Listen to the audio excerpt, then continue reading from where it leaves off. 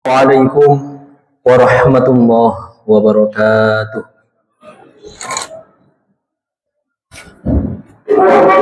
Allahu Akbar, Allahu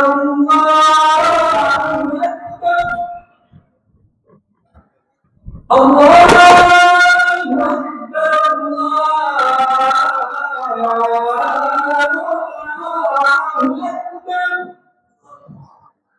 Asyhadu an la ilaha illallah.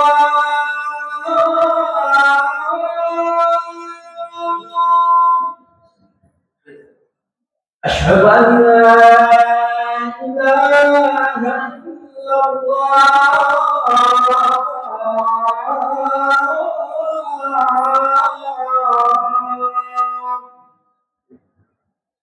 Asyhadu anna Muhammadar Rasulullah.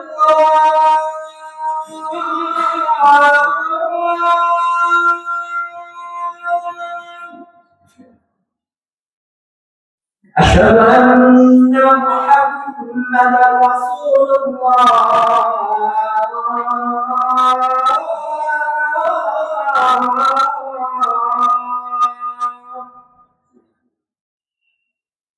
Hayya 'alas shalah.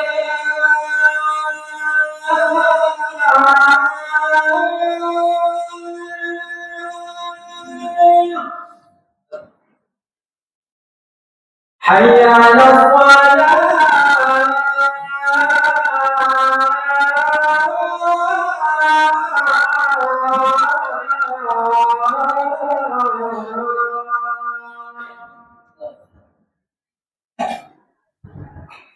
Hayya 'alal falah.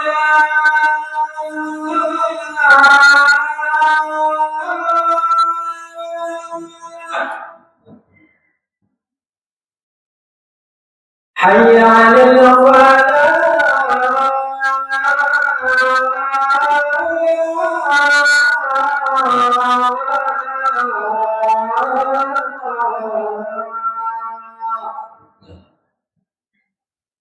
Allahu Akbar, Allahu Akbar. La ilaha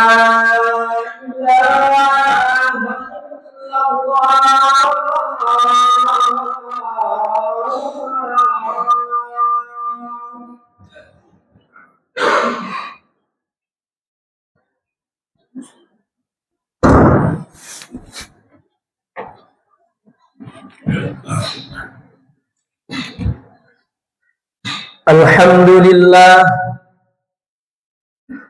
alhamdulillahilladzi hadana lil Islam wa ayyadana bimawathiqil iman wa ja'alana ummata khairil anam Muhammadin alaihi salatu wassalam. Ashhadu an la ilaha illallah wahdah wa ashhadu anna Muhammadan abduhu wa rasuluh la nabiyya wa la rasula ba'dah. Allahumma salli wa sallim wa barik wa an'im ala nabiyyina Muhammad wa ala alihi wa sahbihi wa man tabi'ahum bi ihsanin ila yaumil ma'ad. Amma ba'du. Faya ayyuhal muslimun usikum wa nafsi bitaqwallah faqad fazal muttaqun. Qala Allah Ta'ala fil Qur'anil Karim, a'udzu billahi minasy syaithanir rajim. Bismillahirrahmanirrahim. Ya ayyuhalladzina amanu taqullaha haqqa tuqatih wa la tamutunna illa wa antum muslimun. Ma'asyiral muslimin wa zumratal mu'minin rahimakumullah. Kita bersyukur kepada Allah atas segala nikmat dan karunia-Nya. Kita bersyukur dengan berupaya meningkatkan ketakwaan kita, menjalankan segala perintah-Nya dan menjauhi segala larangan-Nya.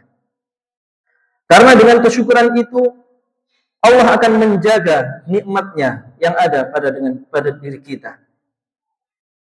Tidak hanya menjaganya, akan tetapi juga akan menambahkannya.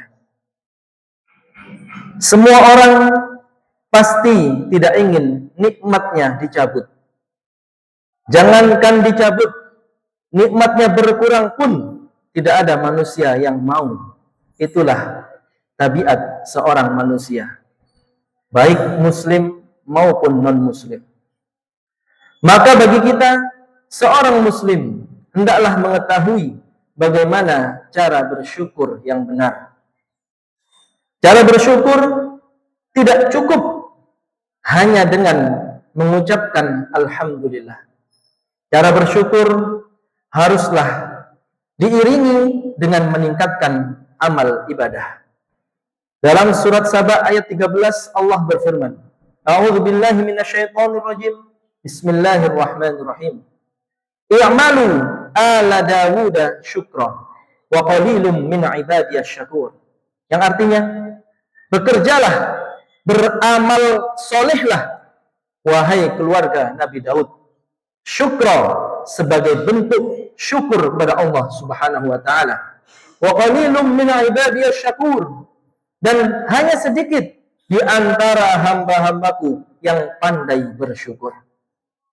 Dari firman Allah ini kita dapat memahami bahwa kesyukuran harus diiringi dengan amal soleh, dengan perbuatan, dengan peningkatan ibadah.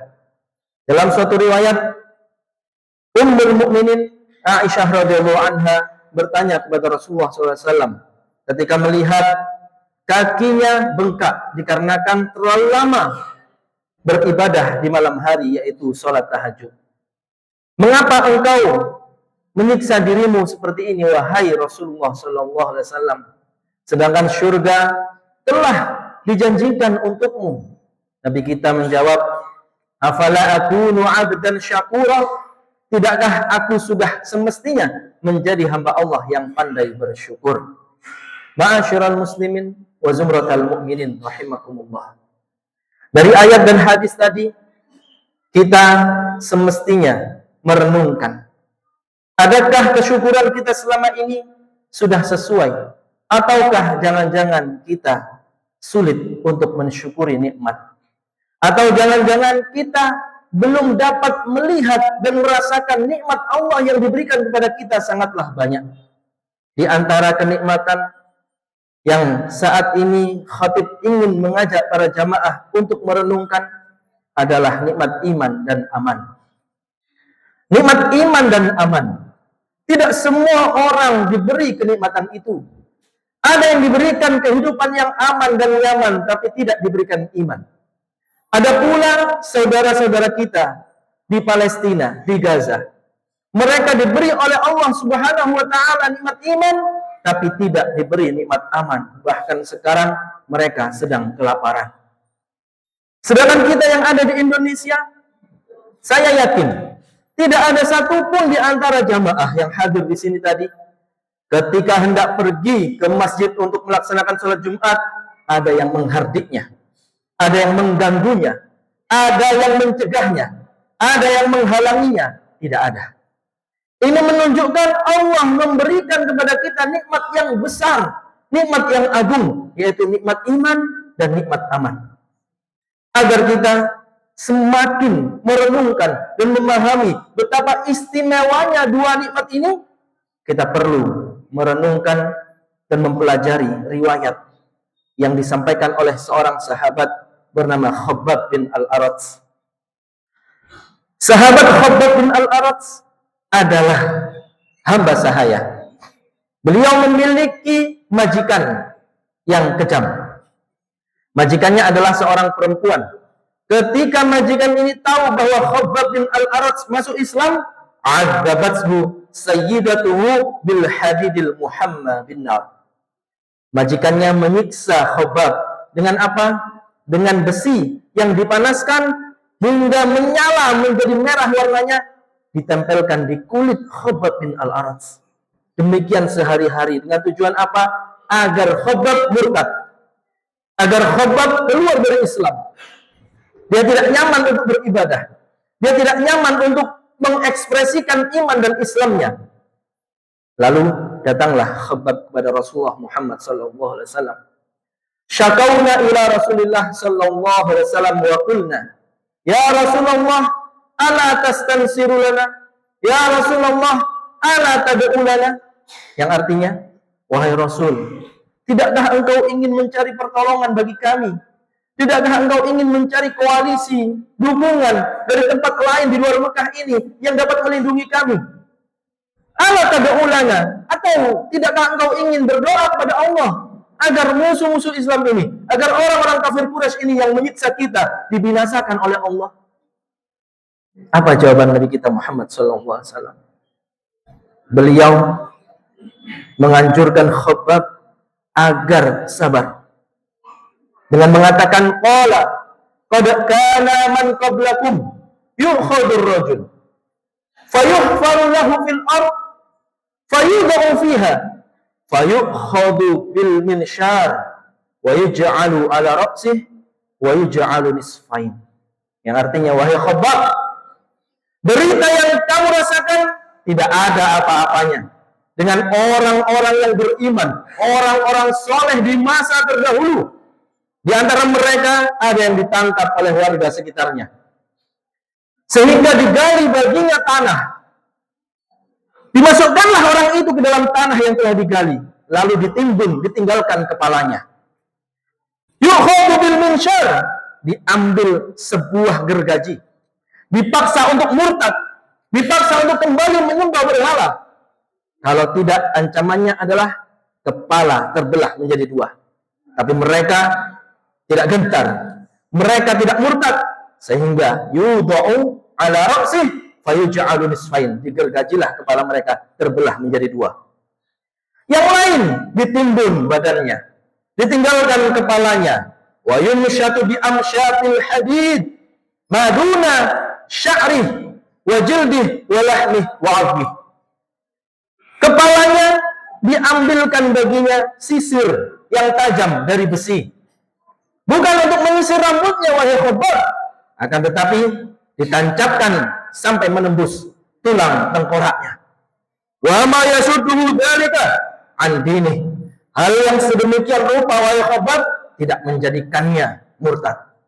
Wallahi, lanjut Rasulullah SAW, wallahi la yutimmanna hadzal amr hatta yasira ar-raqib min San'a ila Hadramaut la yakhafu illa Allah walakinnakum tasta'jilun. Wahai Khabbab, ketahuilah, demi Allah, Allah akan menyempurnakan agama Islam ini, tapi ada waktunya. Sekarang belum, kita hendaknya bersabar. Akan dijadikan oleh Allah agama Islam ini tersebar luas sampai ke negeri Yaman, di mana nanti ketika Islam sudah tersebar luas, orang-orang yang berjalan dari kota San'a menuju kota Hadramaut tidak ada yang ditakutkan kecuali Allah Subhanahu wa taala. Ma'asyiral muslimin wa zumratal mu'minin rahimakumullah. Dari riwayat Khabbab bin Al-Arat ini ada beberapa pelajaran yang harus kita renungkan. Yang pertama adalah sidqu wa tahaqququ nubu'atin Nabi sallallahu alaihi wasallam. Kejujuran dan kebenaran informasi Nabi kita Muhammad sallallahu alaihi wasallam. Akan apa? Akan tersebar luasnya agama Islam dan orang-orang mendapatkan keamanan. Tidak ada lagi yang menghalangi mereka pergi ke masjid. Tidak ada lagi yang menghalangi mereka untuk beribadah. Maka kalau di riwayat tadi Nabi kita menyebutkan kota San'a sampai kota Hadramaut di negeri Yaman, itu hanya sebagai contoh. Bukan berarti hanya sampai di sana. Terbukti sampai ke Mojokerto, sampai Indonesia, sampai segala penjuru muka bumi, Islam tersebar luas. Kita mendapatkan iman dan keamanan. Lantas apakah kita sudah mensyukuri nikmat itu? Adakah kita sudah meningkatkan amal ibadah sesuai dengan firman Allah di awal khutbah tadi, bahwa kesyukuran atas nikmat iman dan aman ini haruslah diiringi dengan peningkatan ibadah. Yang kedua, sabru sahabatin Nabi alal adab fid dunya. Kesabaran para sahabat Nabi dalam menghadapi dan merasakan siksaan dan derita di muka bumi. Yurisul jannah, itu akan mewariskan surga. Maka bagi kita Kapanpun, dimanapun, akan terus ada ujian, akan terus ada cobaan, akan terus ada masalah dan problematika hidup. Maka kalau kita lihat bagaimana para sahabat, bagaimana Rasulullah memotivasi bahwa solusi dan ketenangan akan tiba pada waktunya, maka tidak boleh bagi kita berputus asa. Kemudian pelajaran juga yang bisa kita ambil dari riwayat tadi adalah at-ta'assi bis-shalihin fi sabrihim, yaitu menjadikan orang-orang soleh menjadi teladan. Rasulullah memberikan contoh kepada Khabbab bin Al-Arat, orang-orang terdahulu disiksa lebih parah dan lebih berat dan lebih kejam dibandingkan yang dirasakan oleh Khabbab bin Al-Arat. Kemudian yang terakhir, pelajaran yang harus kita renungkan adalah nikmat kemerdekaan Indonesia, nikmat keamanan di Mojokerto, nikmat keamanan di masjid ini. Maka sungguh kalau kita merenungkan kenikmatan ini, lantas tidak terdetik dan tidak terbesit dalam pikiran kita untuk meningkatkan amal ibadah kita, sungguh kita jauh dari kata-kata hamba-hamba Allah yang syakur, yang pandai bersyukur. Maka buktikan, terutama jamaah Masjid An-Nur Bromo ini, jangan sampai masjid ini hanya ramai ketika Jumatan saja. Jangan sampai hanya ramai ketika tarawih saja. Kemana kita ketika sholat subuh? Kemana kita ketika sholat maghrib, sholat isya? Kalau zuhur dan asar mungkin masih ada yang sekolah, masih ada yang bekerja. Ketika subuh, maghrib, dan isya, adakah seramai seperti ini ketika sholat Jumat? Maka untuk mensyukuri kenikmatan iman dan aman yang ada di lingkungan ini, mari kita ramaikan masjid kita. Mari kita tanamkan kepada anak-anak muda dan remaja ini hatinya terpaut dan terikat dengan masjid, bukan tempat lainnya.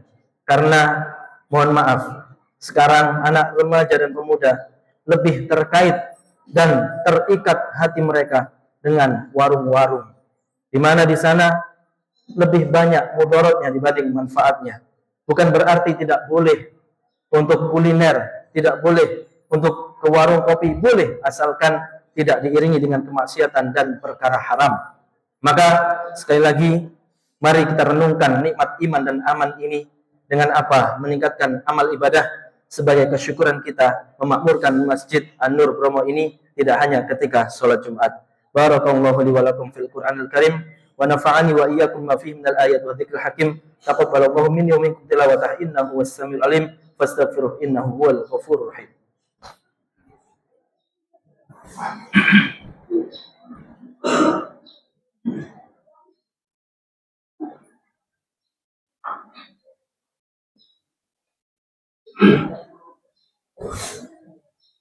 Alhamdulillah. Alhamdulillahi hamdan katsiran tayyiban mubarakan fih. Asyhadu an la ilaha illallah wa asyhadu anna Muhammadan abduhu wa rasuluh la nabiyya wa la rasula ba'dah. Allahumma salli ala Muhammad wa ala ali Muhammad. Usikum wa nafsi bitaqwallah faqad fazal muttaqun. Qala Allah Ta'ala fil Qur'anil Karim, a'udzu billahi minasyaitonir rajim. Bismillahirrahmanirrahim. Inna Allah wa malaikatahu yusalluna 'alan nabi. Ya ayyuhalladzina amanu sallu 'alaihi wa sallimu taslima. Allahumma salli ala Muhammad wa ala ali Muhammad kama sallaita ala Ibrahim wa ala ali Ibrahim wa barik ala Muhammad wa ala ali Muhammad kama barakta ala Ibrahim wa ala ali Ibrahim fil alamin innaka Hamidum Majid. Allahumma ighfir lil muslimina wal muslimat wal mu'minina wal mu'minat al ahya'i minhum wal amwat innaka sami'un qaribun mujibud da'awat ya qadiyal hajat. Allahumma ighfir lana dhunubana wa dhunuba walidina warhamhum kama rabbawna shighara. Allahumma aslih lana dinana alladhi huwa ismatu amrina wa aslih lana dunyana allati fiha ma'ashuna wa aslih lana akhiratana allati ilaiha ma'aduna waj'alil hayata ziyadatan lana fi kulli khair waj'alil mauta rahatan lana min kulli syarr. Allahumma aslih lana ahwala Indonesia. Allahumma aslih lana ahwala Indonesia. Allahumma aslih lana ahwala Indonesia wansur ikhwanana al-mustad'afina fi Filistin wansur ikhwanana al-mustad'afina fi Filistin wansur ikhwanana al-mustad'afina fi Filistin. Rabbana atina fid dunya hasanah wa fil akhirati hasanah wa qina adzabannar. Subhana rabbika rabbil izzati amma yasifun wa salamun alal mursalin walhamdulillahi rabbil alamin. Aqimus shalah.